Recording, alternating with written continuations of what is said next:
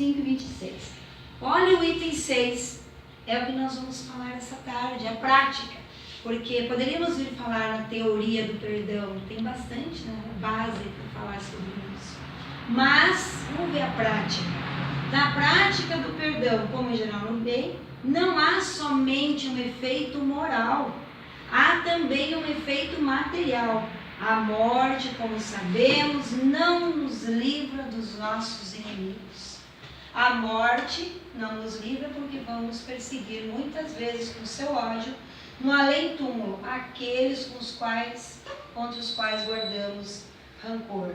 Nesse fato reside a causa da maioria dos casos das obsessões, sobretudo dos que apresentam certa gravidade, quais sejam subjugação e possessão.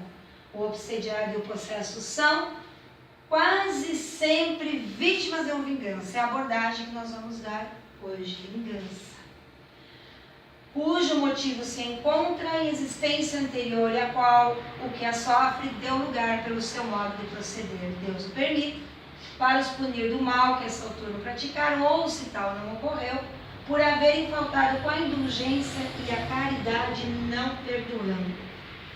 Então, vê se no final a gente consegue tirar essas lições.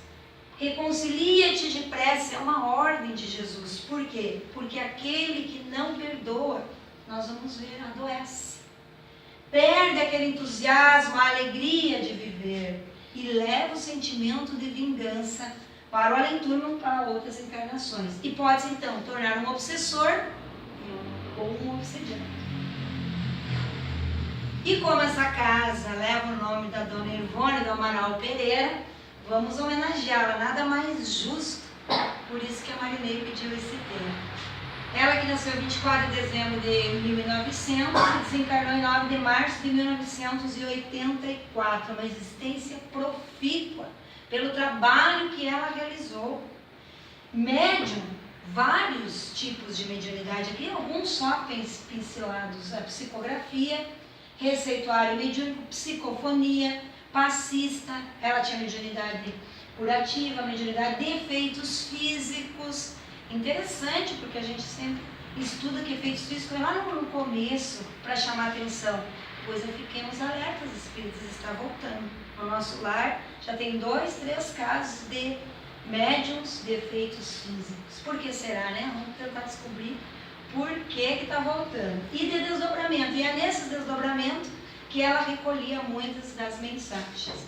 Na obra mediúnica, na lavra da Dona Ivone, 20 livros.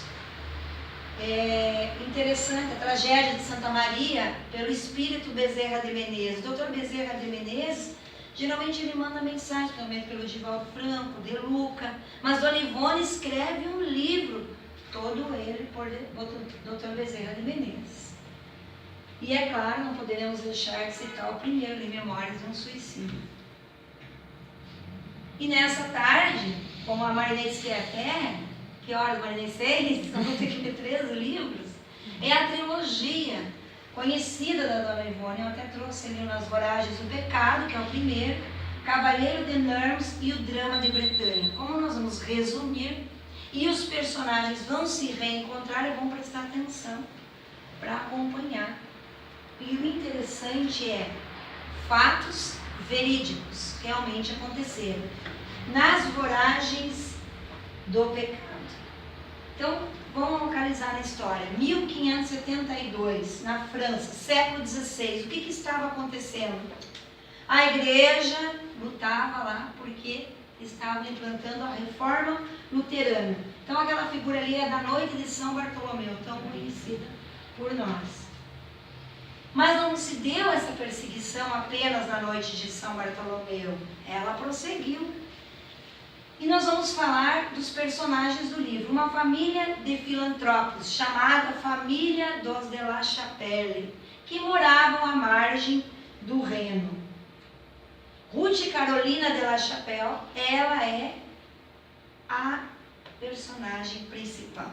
Ela é a filha mais nova dessa família de La Chapelle. Luiz de Narbonne, o cavalheiro que prestava serviços à rainha de França. Monsenhor de B, Luiz de Narbonne, era filho adotivo do Monsenhor de B. Carlos Felipe era o mais velho da família dos de La Chapelle. E Carlos Felipe, ele era um verdadeiro missionário. E Ruth Carolina nutria um amor por esse irmão e um carinho, como se fosse quase seu pai, embora seu pai estivesse encarnado. E Carlos Felipe, ele era noivo. Varão dos de La Chapelle, médico, poeta, teólogo, já aquela época, imagina a evolução desse espírito, já aquela época missionário. Ele atendia ali nas aldeias, na vizinhança, gratuitamente. Como uma boa história, tem que ter um príncipe. O nosso é o príncipe da Alemanha, o príncipe G, o príncipe Frederico. Reginaldo de Trelles, prestem atenção, ele prestava serviços para Luiz de Narbonne.